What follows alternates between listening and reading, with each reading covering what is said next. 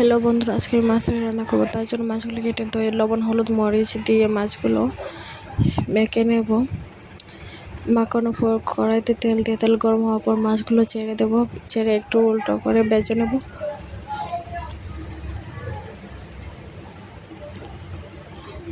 এখন সব মাছগুলো দিয়ে দিয়েছি কড়াইতে।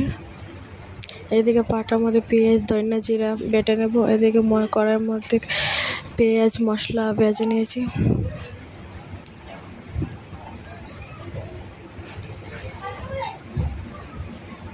এখন এখানে লবণ হলুদ মরিচ গুঁড়ো দিয়ে একটু ভেজে